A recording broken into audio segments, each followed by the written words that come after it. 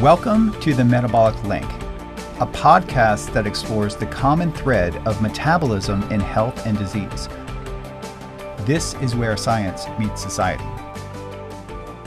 Welcome to the Metabolic Link. I'm your host, Dom D'Agostino, and today we are diving into the science of allulose, a natural sweetener. This molecule is getting lots of attention due to the fact that it seems to have functional properties that can improve metabolic health. So this episode includes a full panel discussion from the Metabolic Health Summit 2024, something that we typically don't release. And this includes an incredible panel of experts, including Dr. Richard Johnson, Dr. Jeff Volek, Dr. Ben Bikman, and Dr. Andrew Koutnik, and myself. And we discussed the latest research and real-world insights into allulose, from its impact on glucose levels and insulin sensitivity and its potential benefits for weight loss. Whether you're familiar with allulose or you're just learning about it, this conversation will provide a wealth of knowledge on the topic, including its effects of stimulating GLP-1. Before we get started, though, I wanted to take a moment to thank our sponsors and partners of this podcast. We carefully vet out the brands that we want to work with, and we use their products. The products that we use are the ones that we talk about here. So at the Metabolic Link. So I want to thank you for engaging with them, engaging with the ads of this episode, because they really help make this content possible. This episode was brought to you by Genova Connect. If you're serious about improving your metabolic health, and you probably know that having the right information is key to doing that. So without it, you're just guessing about your health.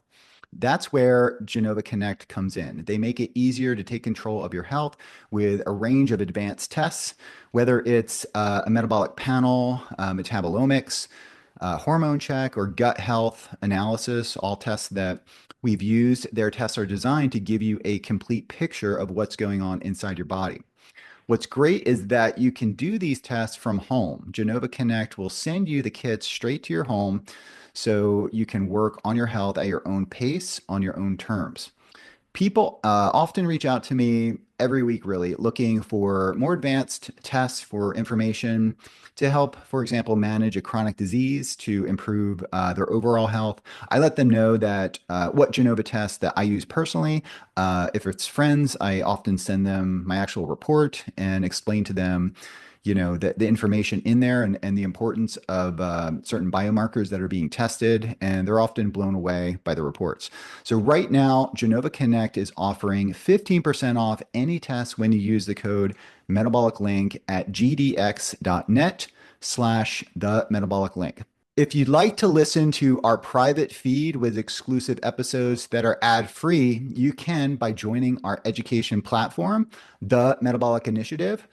There you'll find a robust library of videos, ebooks, live Q&As, and private episodes, all dedicated exclusively to the latest science on metabolic health and therapy.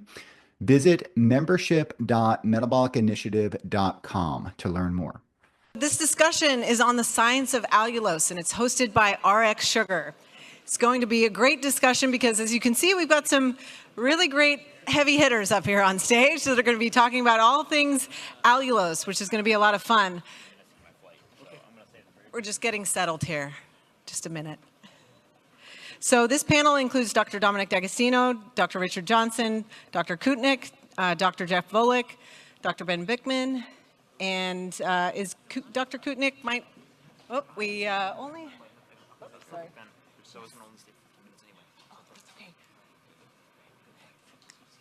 Perfect. All right. We've got our team up here ready to talk about allulose. So we've got an incredible lineup here. You've probably heard of many of these speakers already throughout the conference, but we've got Dr. Dominic D'Agostino, my co-organizer right here. He's an associate professor in the Department of Pharmacology and Physiology at the University of South Florida. We've got Dr. Richard Johnson, who is a professor of medicine at the University of Colorado. We've also got Dr. Andrew Koutnik. He is currently a research scientist at Samsung Diabetes Research Institute. And we've got Dr. Jeff Volek, who's a professor in the Department of Human Sciences at the Ohio State University. And of course, Dr. Ben Bikman, who you just heard from. He's a professor of cell biology at Brigham Young University, and we are going to have an incredible chat today about allulose. So if you have some questions, go ahead and please make your way up to the podium, right up here at the stage, and we'd love to hear any questions you have on this alternative sweetener. Go ahead. Can you hear me? Pardon me. My name is Adam Nally. I'm a family practitioner and obesity medicine specialist in Arizona.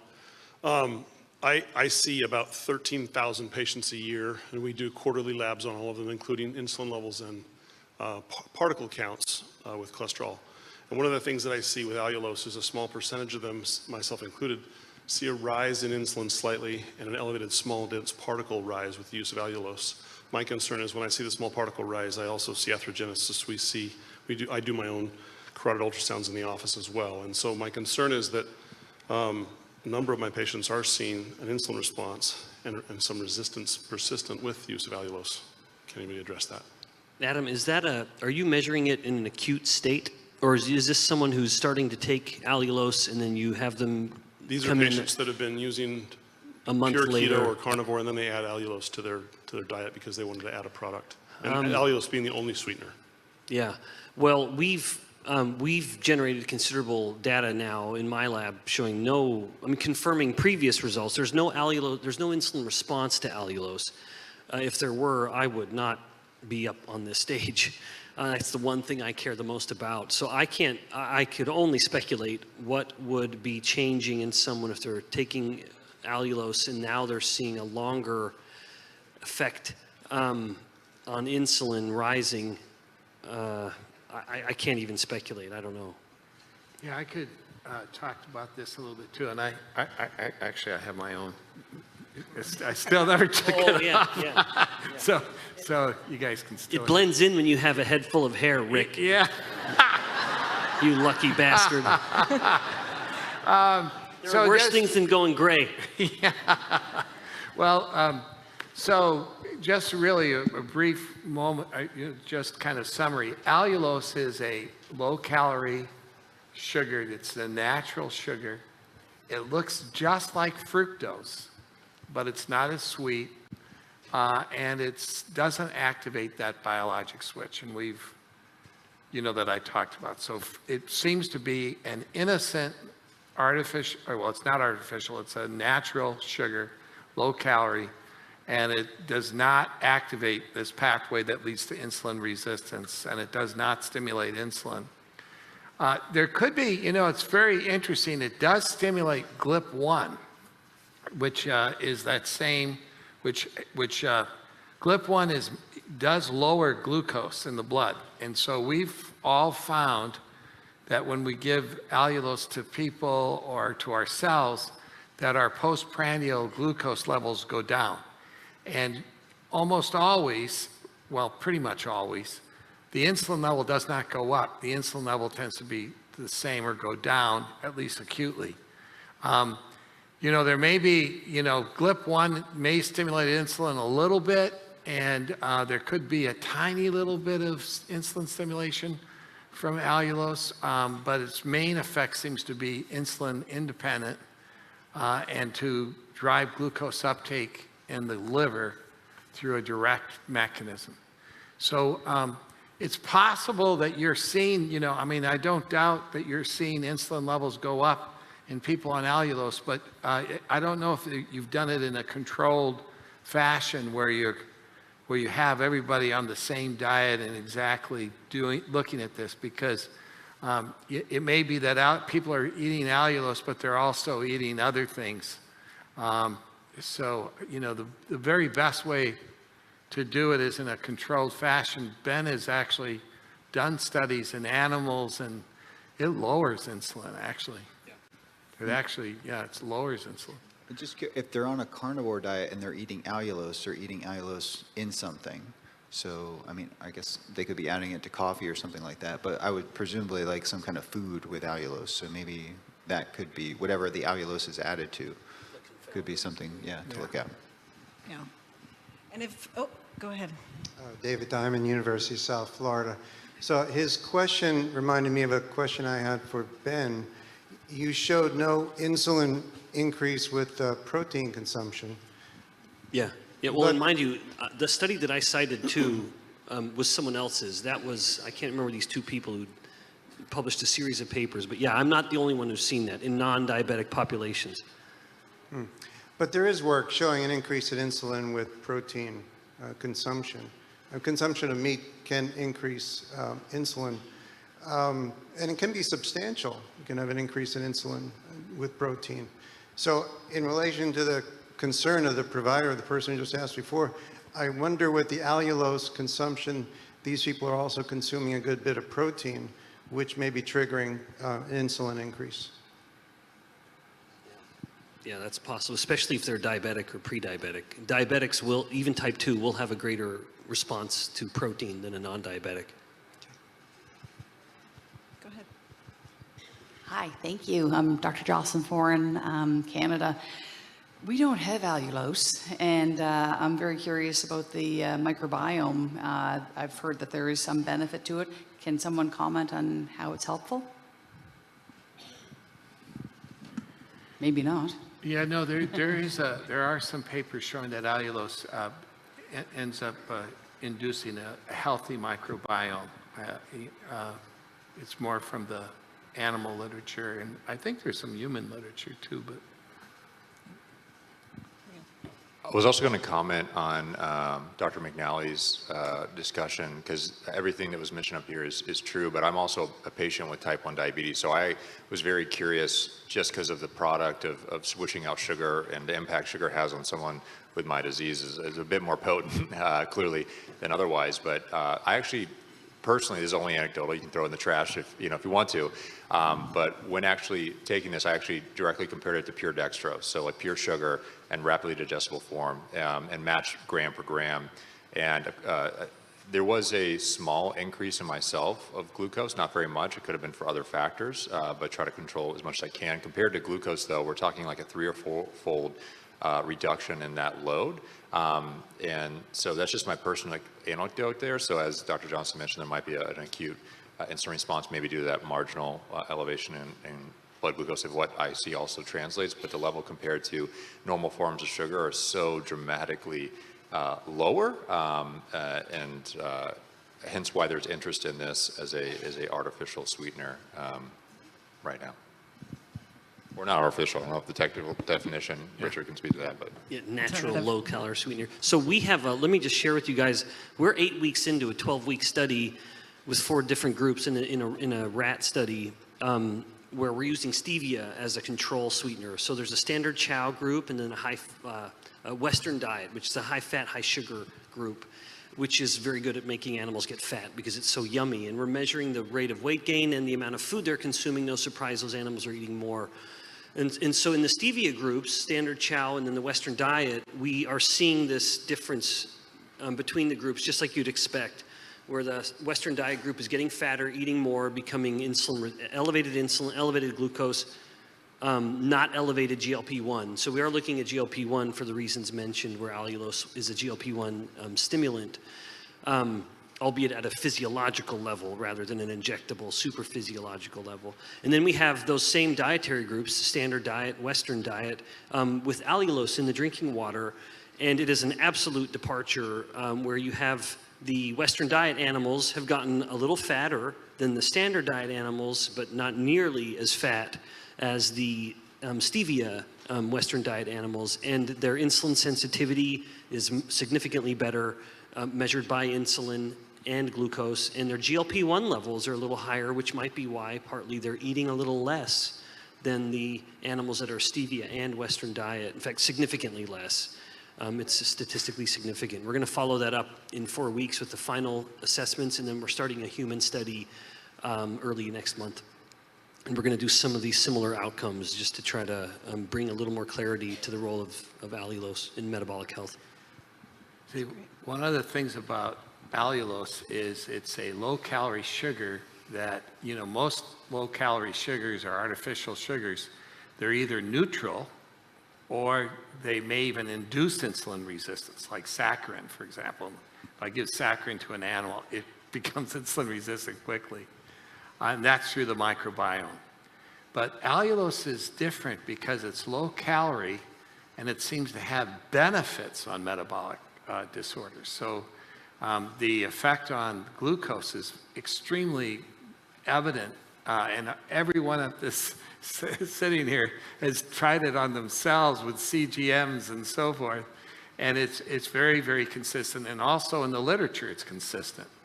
And what it does is it stimulates GLP-1, and GLP-1 brings glucose down. So if you take a standard meal, and Andrew did this, you'll get this rise in postprandial glucose. But if you take an allulose with the meal, you block that postprandial rise in glucose. And that's really significant. And the other thing is if you take allulose with sugar, for example, there was a study done where they gave 30 grams of sucrose to people, that's a fair amount of sugar, with or without 15 grams of allulose, and the allulose blocked the glucose rise following ingestion by like 50%. It was very dramatic. And part of that is because it's moving the glucose into the liver and preventing the rise. But allulose, because it's like fructose, it actually competes with fructose for absorption. So if you take allulose with fructose, you can actually reduce the amount of fructose absorbed, and it actually blocks glucose absorption through a different transporter. So it reduces the amount of carbs you actually absorb, plus it prevents the glucose rise. So in my mind, it will, that should block the insulin stimulation, but it also reduces the amount of fructose that should be made as well. So, I got pretty excited about this sugar because, in my feeling is insulin resistance is the big problem, and fructose and glucose are the big problem. And here's a sugar that reduces the absorption of it, prevents the rise in glucose, stimulates GLP-1, so there's some data that it may cause weight loss. And it's actually associated with fat oxidation, improved exercise benefits.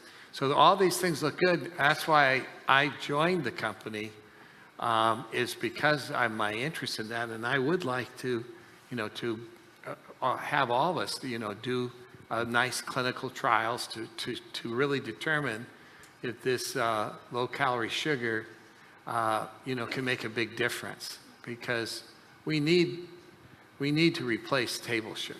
I mean, table sugar is really, and high fructose corn syrup, they're not good for us. So, if there's a low-calorie sugar that has benefits, that's like a good thing. So that's... Optimal nutrition is challenging when you're traveling, especially over the holidays. So drinking AG1 provides a convenient way to cover all your nutritional needs. It will support immune function, gut health, and recovery. The AG1 packs make it really easy for me to make the most out of my morning routine, especially when I'm traveling. So when I often don't know what food I'll be eating throughout the day when we're traveling abroad. This new year, try AG1 for yourself. It's a perfect time to start a healthy new habit. And that's why we're partnering with AG1. And AG1 is offering for our new subscribers a free $76 value gift when you sign up. You'll get the welcome kit and a bottle of D3, K2, and 5 free travel packs in your first box. So make sure to check out drinkag1.com/metabolic link to get this offer. That's drinkag1.com/metabolic link to start your new year on a healthier note. Great. And the allulose-induced rise in glucose was pretty high. There was a Nature Communications paper, 2018, I believe, where they administer allulose, and we talked about this in the Metabolic Link podcast, kind of like a journal article review, and it went up 500% endogenous release. And the human dosing equivalence was, for calculating my weight, was about 60 grams per day, which I can tolerate. That would be like 6 RX sugar bars, which is approaching the maximum tolerable dose. But But it's just interesting that, I mean, we have something that, and I don't know what the equivalent GLP-1 elevation would be with protein, for example, which can also elevate GLP-1. But it's interesting that we have, you know, a natural sugar that can do that, and it's probably tightly associated with the satiety, appetite suppressing effects. Yeah, really stimulates GLP-1 about 5 to 8 times more than glucose. So, you know, we know that chronically elevated GLP-1 really can induce weight loss. This is a natural rise in GLP-1, and it's only, you know, for the period around the meal, but it's a pretty intense response. So. Great. Great. Please come up to the mic. Gentlemen, thank you so much. Such incredible presentations from all of you in the last couple of days. I really appreciate it. My question comes from where you're sourcing allulose from, if it's plant-based, and if it is there any concern for glyphosate concentrations in that? And Dominic, you also mentioned higher dosages, tolerable upper limits. What are the side effects of getting too much allulose?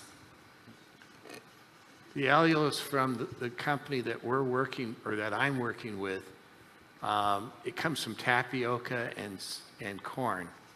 And, but it is enzymatically treated, and it's crystallized, and it's isolated. It's 99% pure, and they test it for, you know, I believe they tested for glyphosate and some of these other things, but, you know, I've actually seen the results. It's really quite pure, 99% plus purity. Yeah, there would be no glyphosate in there. That would make it through that. Yeah, I don't think, and it's, in the end, they crystallize it and then solubilize it so that, you know, the glyphosate wouldn't be caught up in that, I don't think so.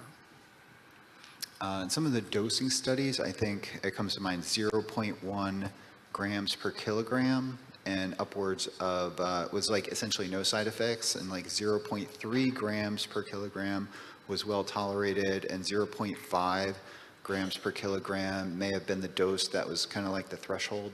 I personally experienced that I can tolerate more. The more allulose I consume, the more it may upregulate, you know, the tolerability, the transporter. So yeah, like someone my size, 50 grams to 60 grams per day is tolerable. I noticed that if you take allulose into coffee, you know, on an empty stomach, the tolerability is much less, for example, than if you have allulose with a meal, or have, like, you know, an RX sugar bar, like with a meal, which I do.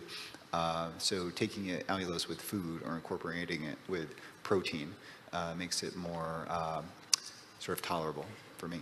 So what we're talking about is allulose is a really interesting sugar that we absorb and then we excrete it in the urine. But there's a little bit that can get into the colon, but it's very small amount, like 5%.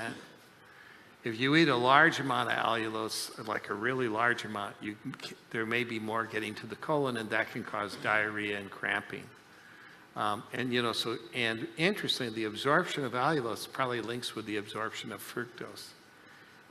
And so some people will absorb more than, you know, the allulose more quickly than the others. But basically, it's really associated with a very good profile. There's a very small, very low level of toxicity, or, you know, abdominal cramps. Some people are a little more sensitive than others. And as Dom is saying, you know, you can easily take like 10 grams twice a day. Most people can take 10 or 20 grams or even 30 grams. But when you get to maybe more than 50 or 60 grams, then you'll start seeing maybe some abdominal symptoms. We actually have our next question from our virtual viewers. This question is, since allulose seems to lower postprandial glucose, is there any indication for perhaps adding allulose as a daily supplement for better blood sugar control, not just as a sugar replacement? Yes. Yeah, I agree. Good answer. Yeah. Well, and I'll just add, yes, resounding yes, but that sort of touches back to what Rick was just commenting on. One of the things most interesting about allulose to me was that if you want to just compare it to other things that taste sweet, it tastes sweet, and so it checks that box. But as I'm unaware of any other of these sweet things that people are using to replace conventional sugar or high fructose corn syrup that also has an endocrine effect, and this is what Rick was alluding to. Like I'd mentioned earlier, I've been really familiar with GLP-1 agonists since the very beginning. My lab and my PhD had one of the grants first funded by J&J to study these things. So I appreciate GLP-1 for what its role is in just normal satiety and metabolic signaling. And allulose will have a demonstrable and significant effect, which is fascinating, at making you feel a little fuller longer because you delay gastric emptying. It helps with glucose disposal, helps with glucose control, particularly it seems in people with type 1 diabetes by inhibiting glucagon. No other rare sugar or natural sweetener or artificial sweetener that I'm aware of has that effect beyond just, they're all good because they replace sugar, but then some go a little further than that, namely by getting your endocrine system to work a little more on your behalf. Great. Yeah, there's two main effects that are very, very clear with allulose. One, it lowers glucose levels, and doesn't cause hypoglycemia in a normal person, but it blocks postprandial rise in glucose. So it's really great. If you have CGMs, you should try eating a meal and then try eating the same meal with allulose. It'll be very remarkable. It may even help with uric acid. Yeah, we know a gal. We may try to do a case study on her. She had been low carb keto, then carnivore for a long time. Always, some of you might have seen when you adopt carnivore or ketogenic, your uric acid stays a little high or even goes up a little. That has right, that's been shown. You guys have published transient. But interestingly, normally where uric acid goes, inflammation goes, but that does not happen. Jeff has shown, and others too, that inflammatory markers goes down. So there's this clear uncoupling of uric acid and inflammation. Right. But even still, this gal had this just persistent high uric acid level, changed one single variable, which is incorporating some RX sugar, and she found her uric acid went down by half in just a matter of a few weeks. And she was just thrilled because she'd been frustrated at how persistent and sticky that number was. So maybe a fructose it's change. A single case. Yeah, but, yeah. But yeah, we do see things. We're all single cases. Yeah, Rick? Exactly. Don't poo-poo her enthusiasm. No, and single case is really important if you're the single case.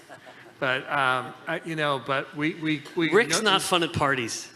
You're just trying to have fun and get enthusiastic and.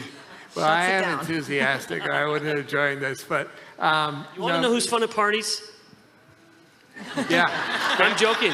We went out to dinner last night, some of us, and everyone's drinking some wine. And I'm a good Mormon boy, and I'm like always the designated driver. I'm always watching everyone get slowly hammered. And then I'm the one having fun while they're all slobbery drunk. Exactly. I love it. No, but anyway, these two effects, one is the glucose lowering is very, very real. And the other one is the stimulation of the GLP-1.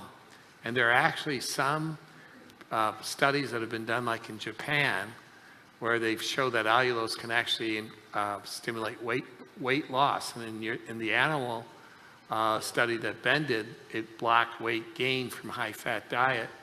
So high fat, high sugar. Yeah, high fat, high sugar. Right, the sugar is important. I've heard fructose matters. Fructose does matter. Freddie, fructose matters. But anyway, but the bottom line is that allulose looks kind of promising. But the great thing about the GLP-1 part is, like, if you go on semaglutide, you have these very high GLP-1 levels all the time, and the side effects are pretty significant. In this case, it's a transient rise, and then it comes down. So we believe that, for example, that it might potentially be a way for people who are on semaglutide to, when they get off, there's a very big relapse where their weight goes back up, and maybe allulose could help block that weight regain. So we're hoping to maybe do a clinical trial at some point. 50 to 75% of American adults are deficient in magnesium. I was one of them. So low magnesium showed up on my blood work about 1 year. I decided to test it after being on a ketogenic diet, uh, 2009, I believe. And I have been supplementing magnesium, a form of magnesium, ever since. So nutrient-dense foods that are often part of low-carb diets, including steak, eggs, even liver, are actually really low in magnesium, come to find out. So mellow magnesium is a super blend that contains three of the most bioavailable nutrient-dense forms of chelated magnesium on Earth. So these magnesium, this blend is combined with gamma aminobutyric acid, or also called GABA, and L-theanine. I take this supplement for energy, relaxation, mental focus, often at the end of the day. It seems to also enhance my focus in a way that improves my workout. So I take it as a pre-workout. Become the best version of yourself and get 15% off NED products with the code Metabolic Link. So go to helloned.com/metabolic link or enter the code Metabolic Link at checkout. So that's hello, HELLO, NED.com/metabolic link, all one word, to get 15% off. Well, and I don't want to upset Rick and mention other case studies, but there's a physician up in the Northeast who has been doing this exact situation, this scenario where he has patients who want to get off their GLP-1 agonists. And as we all know, or we've heard about, or we can imagine, it's pretty catastrophic metabolically for these people.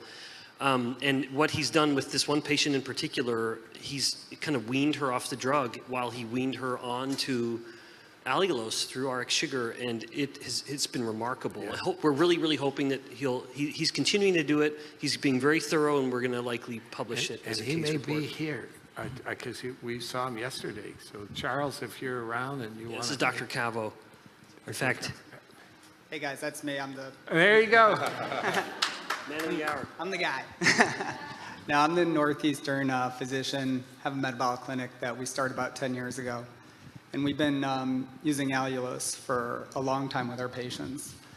And everything that the panel is saying is 100% accurate from what we've been able to ascertain, especially in the new era of the GLP-1s. A lot of our patients, as practitioners are probably aware, can't afford the GLP-1s. A lot of them get cut out from insurance and they're left kind of high and dry.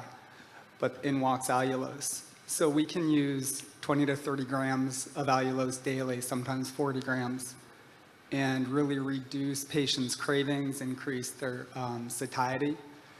And we have been able to successfully bridge patients from Mounjaro, Ozempic, the others, to completely be drug-free and maintain their weight loss. The patient that Ben was just speaking to, she's been a patient of ours for about 5 years. She's down about 200 pounds, and she was devastated when she had to come off Mounjaro. But now she's successfully bridged down to allulose and has continued to lose weight. I saw her the other day. She's down another 5 pounds. Oh, that's fantastic. Yeah, so it's definitely has a lot of utility. I've never seen any side effects when it comes to increased cholesterol, ApoB problems that were brought up. It's just my experience, and we've treated probably hundreds of patients now with RX sugar. So thanks, guys. That's impressive. Thank you. Thank you, Charles. I just want to briefly mention really quick for all of our medical providers in the audience, this is not a CME eligible session. And now, without further ado, Fabrice, you've been waiting so patiently. Please, your question. Hi, everyone. Fabrice Brown-Wrote, allulose enthusiast from Chicago. And I actually do take it every day. Question, the EU hasn't approved allulose, and therefore you can't buy it in places like Whole Foods and things like that.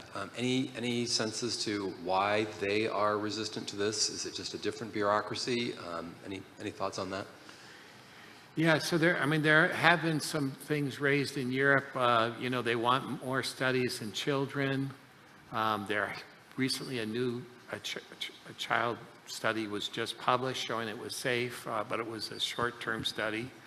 There's also some questions about tolerability, and one the fact that it can increase glucose uptake in the liver. The question, can it lead to an enlarged liver. That's not been seen in people, but we probably need more studies. In animals, the liver may increase a little bit in size, but there's no injury, no damage. It's actually glycogen that's going in there. And then you can use the glycogen. It also goes in the muscle. I think we learned about how muscle glycogen is considered good. Anyway, there are little concerns. It's been approved in so many other countries. The experience with it is pretty significant.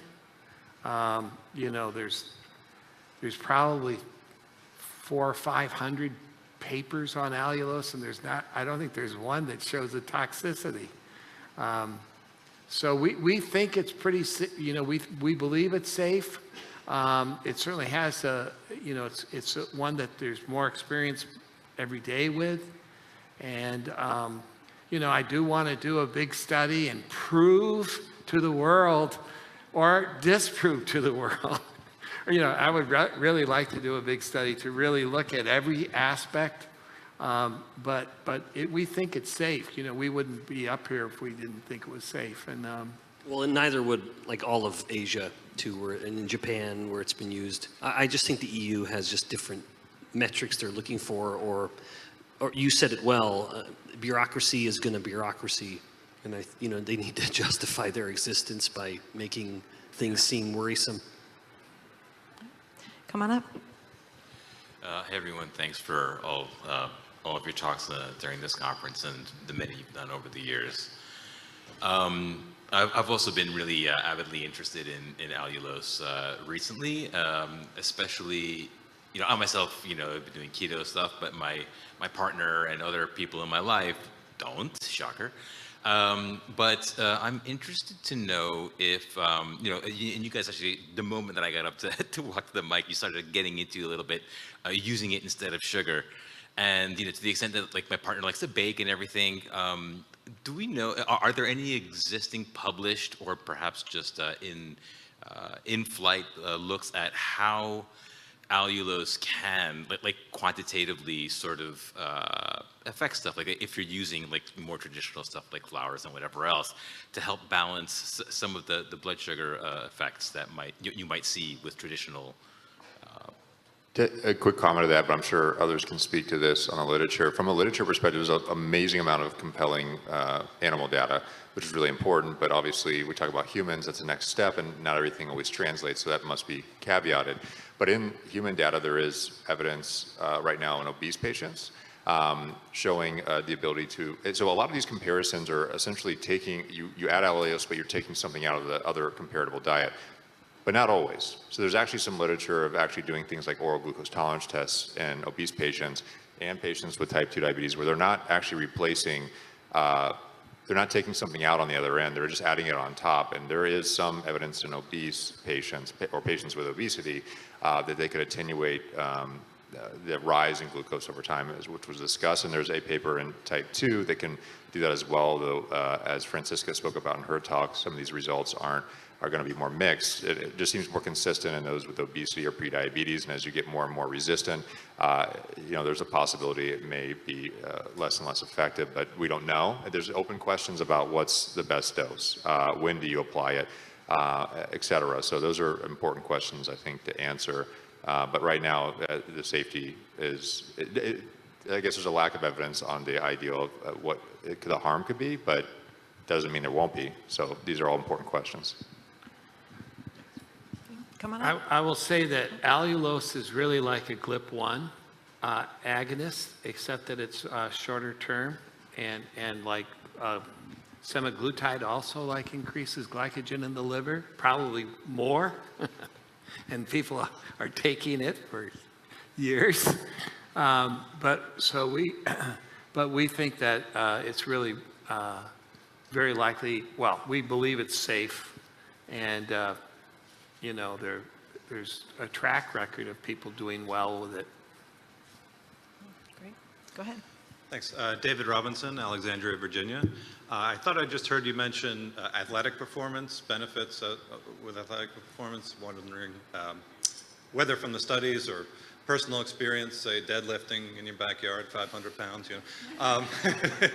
if there's any, benefit, pre-workout, post-workout, things like that. Well, there's definitely no negative benefit that I've seen. And I think, if anything, I don't know, I feel better, like when maybe because of the blood glucose stabilization, but there is an animal study looking at endurance showing a favorable increase in endurance with allulose. So I don't think that has been followed up with a human study yet, though. But animal data is kind of compelling in the direction of favorable benefits in endurance. That's right. Not deadlifting, though, not in the animals. Thanks. Great. Come on up to the mic. Jim Carew, family practice from Kalamazoo, Michigan. This has been totally interesting and enlightening. I really was totally unfamiliar with all this on allulose, even though I've been taking some allulose, I think since the last conference a couple of years ago. So this is a question about products and sources. I'm taking a product called Keto Sweet by Steviva brand. So it's got some allulose, monk fruit, stevia in it. And is that just another source for allulose, or do they get theirs from RX Sugar and develop their own product? Any comment about that? I mean, there are other companies making allulose, but Okay. Allulose, the RX Sugar allulose, some of the those bars also have other ingredients that may actually help metabolic health. For example, there's DPP-4 inhibitors in there that can make the GLP-1 response even a little better. So there is this thought that, but there is allulose from other sources. Yeah, I mean, my only comment, I guess, would be twofold. One, you just want to make sure when you're getting allulose is that it's not coming with a maltodextrin filler. That's so common that there's actually just a pure glucose filler, what's used as a flow agent to help it move better, like if you're ripping open a little packet. And RX Sugar, of course, never has any of that. And then it's just a matter of the second point being, is it coming in a form that you enjoy taking? And to RX Sugar's credit, there's this aggressive focus on developing new, ever better ways to make it enjoyable. Yeah, thank you. Great. We have another question from our virtual viewer. This actually applies to me as well. So is there any known risk or concern with pregnancy nursing? I just had a baby, so. Any known Congratulations. Thank you. Yeah, great question. Any known risk with pregnancy or nursing? I don't think so. Yeah, I'm unaware of any. But good for you. We need more babies in the world. There you go. Trying to help out. Doing your part. Doing my part, yeah. Okay, great. So you talked a lot about the metabolic benefits of allulose. Allulose also very much sort of cooks similarly to, or bakes similarly to sugar. It's a really easy swap, I would say. It performs quite similarly. What would you say as a whole with these metabolic benefits, how it performs in baked goods and things like that? What does this mean for the diabetic community and the population there who right now needs something that's very, very similar to regular table sugar but doesn't have that? I know you spoke to type 1, but I'd love your thoughts on that. Well, I mean, the presentation I gave earlier was looking at carbohydrate restriction. There seem to be clear associations, at least in patients with type 1, but we also know there's actually much more data in type 2 diabetes on these diets, if you actually do them, being effective. So I think it's pretty clear. I don't think there's any controversy here that reducing sugar intake, at least in the form of like pure sugars, sugary drinks, I don't think there's any controversy that people would advocate for such a thing and to reduce that. But people are going to want something sweet, and the question is, what do you do? And this is an open conversation about it, is allulose and its role and potentially being an alternative to that. Right. But I think that's fair and simple. You remove everything else from the conversation, and it's simply why I'm here. I'm always interested and curious about how one regulates, with type 1 diabetes, the variability. How do you replace if you did want something sweet? I do have a birthday too, so I do full disclosure. I do low carb, but what do you replace it with? And there are options, but knowing about those options and staying informed on that's important. But ultimately, reducing sugar is a no-brainer, I think. across the board. Yeah, either way, yeah. I just want to know if Jeff has used allulose in his caramel pecan ice cream. Are you still doing that? Does that glaze the pecan? Have you tried it? You got to try it. I haven't, but on that note, I mean, I think I'm up here first because Dr. Anti-Fructose is here endorsing this product. That inspired me to want to learn more about allulose, and I was quite intrigued. But I do think allulose is a keto-appropriate food. So, you know, to answer your question, Victoria, I'd push people, or at least encourage them to consider a ketogenic option. But along those lines, a allulose-based bar like RX Sugar is totally appropriate within a ketogenic diet. May actually have added benefit in terms of some other health benefits. We don't know that yet, but I'm quite confident it's not going to derail any of the benefits we know are attributed to the ketogenic diet. So that's huge, just because it enhances the variety of foods that are available to folks. And I am now motivated to try some ice cream and cheesecake with. Well, I had Jeff come give a talk at BYU, and I had a professor who came up to me just like a year ago, and the one thing he remembered about your talk was your caramel pecan ice cream. Yeah, I'm getting hungry, yeah. He's like, how's that guy doing who made the caramel pecan ice cream? Well, I've tended to use xylitol in the past, but I definitely think allulose might work better. Yeah, xylitol's. Yeah, great. It'll work better and less blood clotting, if that really terrible study is to be believed. I know it was not well. Yeah, the erythritol study, yeah. You know the one. No, xylitol, yeah. Awesome. Well, thank you guys. Yeah, just thinking about the diabetic population, just having something that potentially might lower blood glucose in combination with something that works and tastes just like sugar, win-win kind of situation. So thank you. We have another virtual viewer who's asked a question: neural pathways, addiction of sugar versus allulose. Any studies of impacts? So neural pathways and addiction in terms of sugar versus allulose. Do we know of any studies in that regard? We're going to be doing some studies on that. We have a little bit of funding, and we're going to do it at the University of Colorado. There's actually, I think I mentioned that if you block fructose metabolism, you can actually reduce alcoholism. And so we're wondering if allulose may play a role where it may function sort of like blocking the fructose pathway. But we don't know. we don't know. So it's to be determined. Great. A lot of work to be done, for sure. Oh, go ahead. Hi, I'm Barbara. I'm a health coach.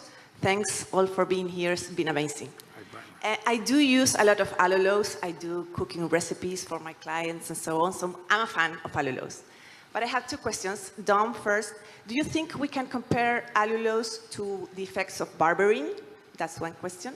And to Ben, the trend now is to take a sip of apple cider vinegar to lower the glucose. Is this allulose comparable also? Compared to the effect of? Berberine. Oh, berberine. The glucose lowering effect. Yeah, I think it's, I don't know of anything that has the same glucose lowering effect as allulose. Like if it was a drug, it would be like a blockbuster drug, right? and I've looked at metformin, dihydroberberine, with a meal. And I encourage people to try allulose and actually take it with and without like a source of carbohydrates. I did a sweet potato, and that really sparked my curiosity in the glucose lowering effect of allulose. And could it be the GLP-1 effects, the delayed gastric absorption, just enhanced glucose disposal, maybe through GLUT4? But I think it is, it tops the list as a glucose lowering, postprandial glucose lowering agent. And then with apple cider vinegar, I can't speak to the direct quantification, but I'd suggest, I believe it's probably pretty close, the degree to which allulose would mitigate a hyperglycemic bump like apple cider vinegar does. But I would, in this case, just say it needn't be an either or, where allulose is going to be acting through its distinct mechanism. Apple cider vinegar and all of those magical short-chain fatty acids are going to have its distinct effect. So I suspect it's probably a similar effect, and then maybe there's together an additive effect. Great. It's possible too that the acidity from the apple cider vinegar could delay gastric absorption. That's what I always thought, like that could factor in, but maybe like the acetate or something. But that was always like my simple sort of thoughts on that. All right, go ahead. Hi, my name is Chuck Nix. I'm the inventor of SilkySweet.com, a allulose-based sweetener. Also just recently introduced a product called Keto Cola. So cola is tastes like Coke. One of the gentlemen that was on my team to help develop the product worked for Coca-Cola for 35 years. And he's experienced the product, and he had a comment about allulose that shocked me. And I'd like to share it with you and see if you guys have an opinion on this. He mentioned advanced glycation end products. I've heard of that in relationship to barbecue meat, you know, with the sugar and the protein being the heat that causes advanced glycation end products that can clog your arteries, I guess, right? I'm not a doctor. So I just want to say, he said there was a study on allulose that was extremely high, and he said most of the metabolic community wants to push it under the rug, and I said, what? I mean, I was just dumbfounded. So I'd just like to ask if you have any experience with that. He's saying he found a study where allulose increased advanced glycation end product formation? Yeah, extremely so. He was almost like, don't use it. Like, oh, wait a minute. You know. So I'm very familiar with advanced glycation end products and have published several reports, several papers on them, and how in fact, we're literally doing a study now on how RAGE activation, RAGE is the receptor for advanced glycation end products, how it influences adipose tissue growth. We'll publish that paper. We literally just got done working on the discussion. Hopefully it'll come out. So I'm very familiar with advanced glycation end products and its signaling effects. I've not seen that paper. I can't, so I want to be careful and not speak with some false authority here. I can't imagine how it would increase age formation. That would seem incompatible to me. Fructose can do it, glucose can do it, but I don't know how allulose would do it. When you have elevated glucose levels, that will increase ages, right? And this is going to reduce glucose levels. So yeah, I don't see how that works. It doesn't seem likely, but we will. Ask your friend to put up or shut up. No. Well, show the study. He's got to produce the actual study. No, he shouldn't shut up. But we're going it to you. No, he should shut up. Unless he can show the paper. Yes, right, exactly. Where Send me the paper. Yeah, I will get that from him because I have a good relationship with him. Yeah. So thank you guys. Thank you. Thanks. Go ahead. Well, thank you so much. This has been enlightening. I have two quick questions. I was just wondering if it makes a difference taking it before a meal, with a meal, or after a meal. And then my second question is, you know, I've often advised my patients not to consume the not nutritive sweeteners just by themselves, like in a liquid, like between meals. Is that a good idea or a bad idea just because of the sweet flavor without having calories? I don't know. So we've been reading about this and, trying different approaches, but we haven't done any major study to really definitively tell us. What we do know is that the glucose lowering effect can be observed even if you take it at the end of the meal or in the beginning of the meal, the glucose lowering effect, and it also can be seen with even small amounts of allulose, like 5 or 10 grams, you can actually see an effect. So the glucose lowering effect, we think it's better to take it with the meal, and probably at the beginning of the meal, but you can see it even at the end of the meal. The weight losing effects like the GLP-1 effect peaks around 1 to 2 hours after you eat it. So theoretically, if you want that GLP-1 effect to kind of reduce satiety or increase satiety and reduce food intake, theoretically it might be better to take it like an hour before. Now the person who's really had the most experience with this is Charles, who's on the audience. Well, and even Nick, Nick Bellissimo, he's a researcher in Toronto, Canada, and he studies gastric emptying and movement of nutrients through the intestines. He has a lot of experience on exactly this, which is take it about an hour before and you just eat less. I will say anecdotally, You guys might have heard me joke in a podcast before about how I have uncontrollable like sugar cereal cravings every evening. Have you guys ever heard me say that in a podcast? Yes. It has absolutely been this cross that I bear ever since college. 10 at night. Yeah, it's just I put the kids to bed, I clean the house, and now it's time to just settle, relax with my wife, who's been looking at Instagram the whole time anyway.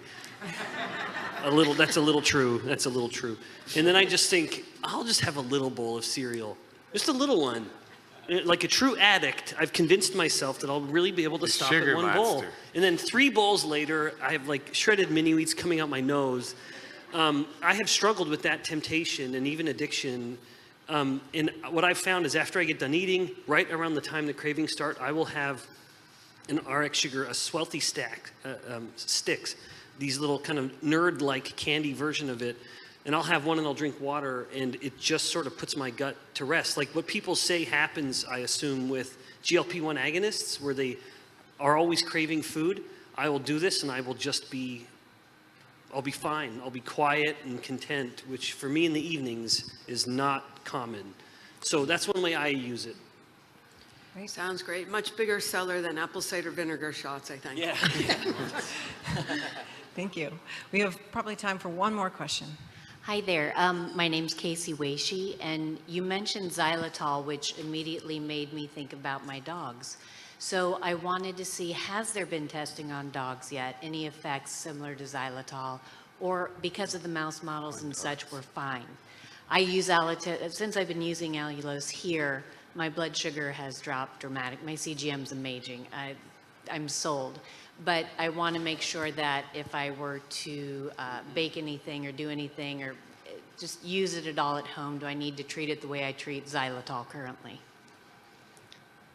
I don't believe so, but Dom, you got dogs. Yeah, great question. My understanding is that allulose is perfectly safe for dogs. And, I think there's at least one publication on there, maybe 2. But same concern, with other sweeteners and other things out there and dogs getting a hold of things, food that falls on the floor. Allulose could be actually a good addition to a dog food. Yep. That's great. Wonderful. We have maybe one more question. Okay, I fibbed a little bit. Real quick answer though. This is somebody who's asking from our virtual platform, is no sugar in the diet better than allulose? Well, actually, so you can have no sugar, but you could eat potatoes, right? Right. And potatoes are going to raise your blood glucose, and that's going to trigger, or rice or bread, that is going to trigger an insulin response. It's going to trigger some production of fructose. And if we can block the postprandial glucose, will actually block the fructose production as well as the insulin stimulation. So it's a double win. So one great thing is it replaces sugar, but it also can actually block carbs and the glucose raising insulin fructose pathways. So I think it's yeah, I would say to the person who submitted the question, don't create. Why make your life so difficult? Like, don't create such a strange either or. Right. That's great advice. Awesome. Well said. Well, please join me in thanking our panelists again. This was an excellent discussion. Excellent discussion. Thank you so much. Thanks for listening to this episode of The Metabolic Link. If you like this episode, please be sure to leave us a review, share it, or drop us a comment. If you want more content like this, including access to our private podcast feed that offers exclusive ad-free episodes, that also provides continuing medical education for physicians and practitioners, please visit our medical education platform, the Metabolic Initiative, at membership.metabolicinitiative.com. Thank you again for listening. Do you love learning about metabolic health? So do we. It's why we created the Metabolic Initiative, an online educational platform providing evidence-based education on metabolic health and therapies for healthcare professionals and the general public. By joining the Metabolic Initiative, you'll gain access to hundreds of expert lectures, interviews, panel discussions, and even private episodes of the Metabolic Link. CMEs are available. Go to metabolicinitiative.com to get started. And as always, thank you for listening to the Metabolic Link.